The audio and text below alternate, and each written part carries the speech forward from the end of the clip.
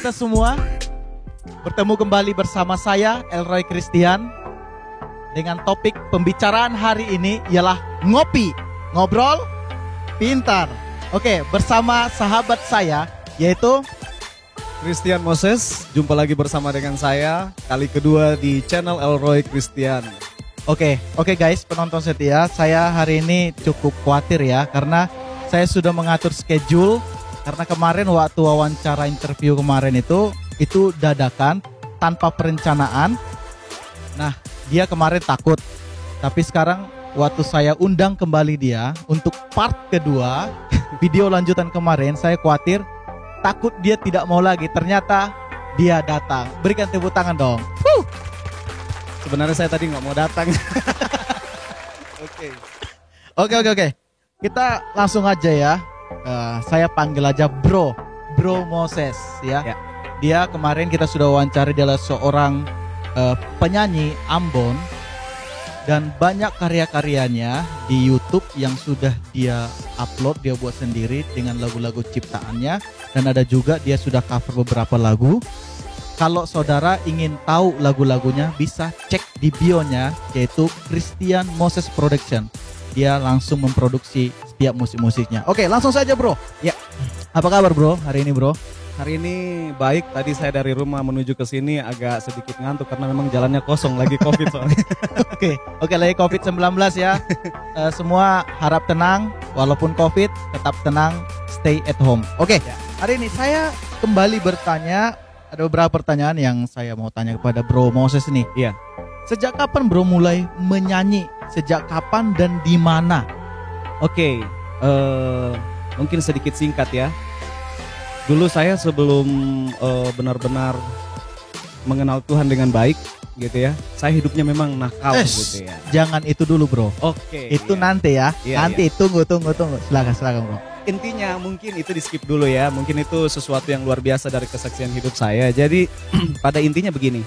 Waktu saya sudah nggak tahu mau berbuat apa lagi, saya mengingat teman saya.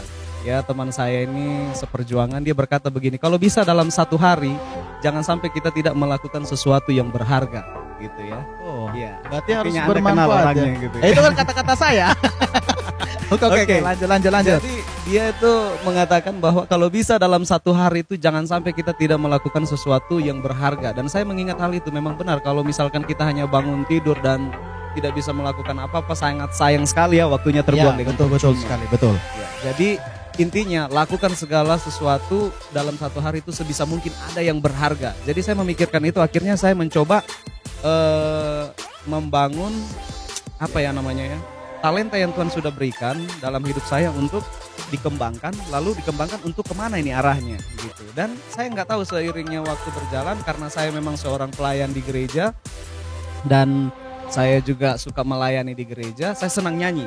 Nyanyi. Iya. Berarti sering nyanyi di gereja juga gitulah ya. Betul. Oh, berarti awal mula Bro Moses itu menyanyi itu ada di gereja ya? Betul. Oh iya. Saya sering melayani di gereja sebagai worship leader, kemudian juga keren juga ya. Iya, memang saya selalu dapat tugas seperti itu ya. Oke. Selain itu juga saya pemain musik di gereja. Nah, main musik apa, Bro? Saya pemain drum. Oh iya. Saya pernah baca di deskripsimu. Ya. Kamu pernah ngelesin drum juga ya? Betul. Saya pernah ngajar musik juga gitu. Oke, skip Bro. Mungkin itu nanti ya. Nah, pada intinya karena saya selalu menyanyi di gereja, ngisi acara gitu-gitu. Dan akhirnya saya mencoba menuangkan ke dunia gitu. Istilahnya menciptakan lagu-lagu dunia. Nah, semenjak menciptakan lagu-lagu dunia, dari situ balik lagi ke gereja. Saya mencoba menciptakan lagu-lagu gereja gitu ya. Nah, seperti itu awal mula. Oh, oke. Berarti Bro Moses itu sudah menciptakan lagu-lagu dunia, tapi ada juga lagu-lagu rohani yang sudah Bro ciptakan ya? Betul ya. Termasuk waktu kita collab ya? Betul. Oke, penonton, kita pernah collab nih, membuat suatu lagu, yaitu lagu apa itu, reggae ya? Reggae. Kebetulan ini lagunya belum rilis. Belum rilis ya. Tunggu ya guys ya. Dan nanti akan rilis mungkin dalam bulan-bulan ini juga. Oke. Nah, kalau dilihat dari sekarang ya, perjalanan karir daripada Bro Moses memang masih muda gitu ya. Iya. Banyaknya saingan-saingan para penyanyi-penyanyi muda, apalagi Bro Moses ini bergerak di bidang-bidang digital, artinya di YouTube, di label-label musik yang lain. Nah, untuk bisa bersaing dengan mereka, bagaimana sikap Bro Moses ini loh supaya tetap eksis dalam membuat musik, dalam membuat lagu-lagu. Ini sebenarnya prinsip dalam seorang seniman itu apa sih sebenarnya? Iya.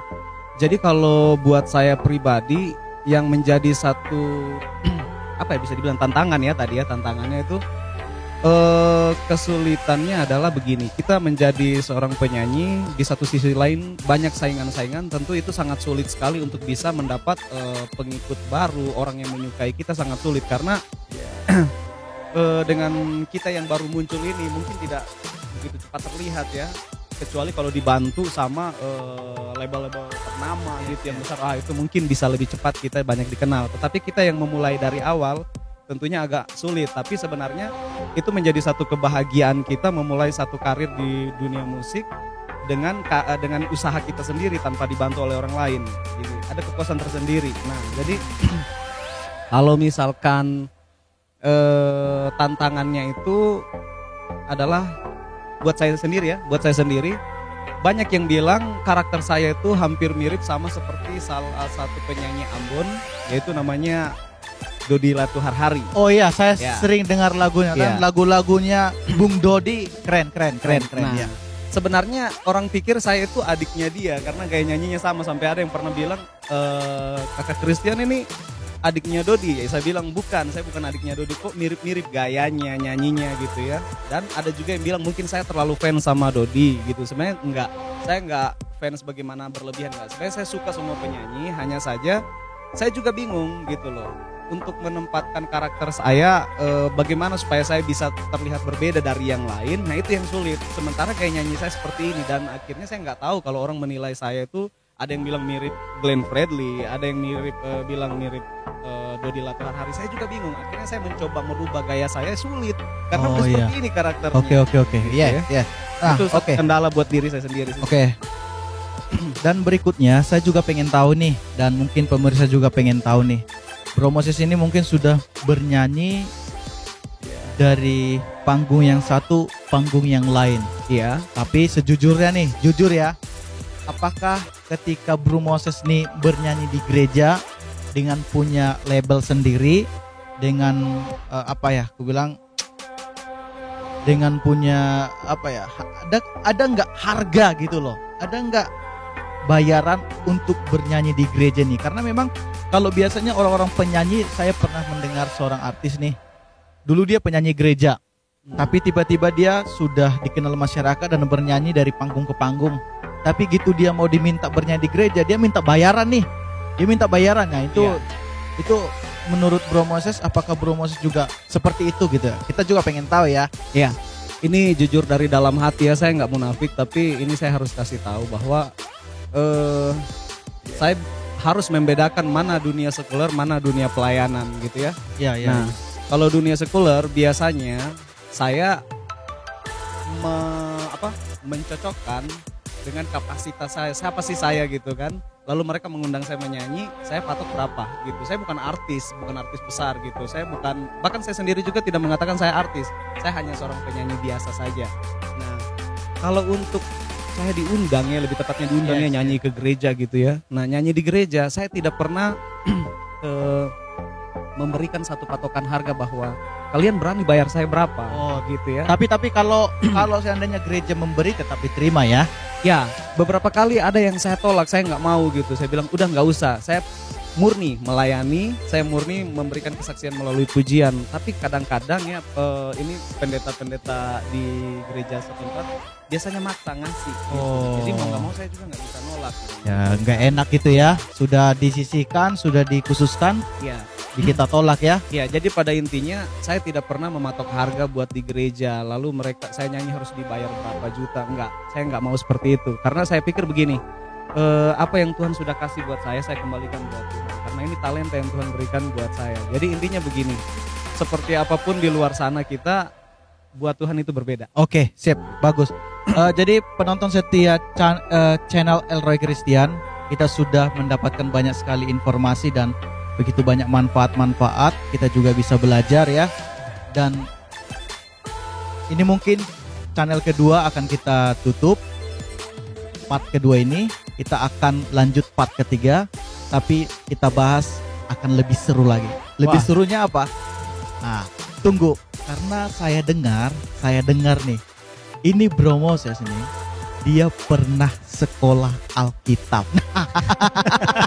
Waduh. Ini nih. Ini- Dia pernah sekolah Alkitab, tapi sekolah Alkitab di mana dan pelayanan pertama dia di mana dan kenapa dia sampai ke Bandung? Kenapa dia sekolah Alkitab juga? Dan saya dengar-dengar nih, dia pernah narkoba. Oke, next kita akan kembali mengorek-ngorek tentang pengalaman daripada Bro Christian Moses. Dan Sepertinya terima ini kasih. akan dibuka-buka semua Oh, di oke, sini. kita nih, akan ya. buka-buka. Jadi ini sebenarnya nih berapa kali nih perjumpaan ini? Saya agak khawatir ini sebenarnya. Mungkin akan berkali-kali dan semoga tayangan ini memberkati ya, menjadi Oke. suatu memberikan suatu manfaat lah bagi anak-anak muda, bagi siapapun yang mendengarnya. Kami berharap ini menjadi suatu berkat dan kami juga bisa memberkati dan saya juga bisa mendapatkan banyak ilmu daripada Bro Moses. Terima kasih Bro sudah bergabung di channel saya, dan penonton yang setia ataupun siapa yang menonton yang belum subscribe, please subscribe channel Elroy Christian dan share, like, comment. Sampai ketemu di part yang ketiga di acara Ngopi Ngobrol Pintar.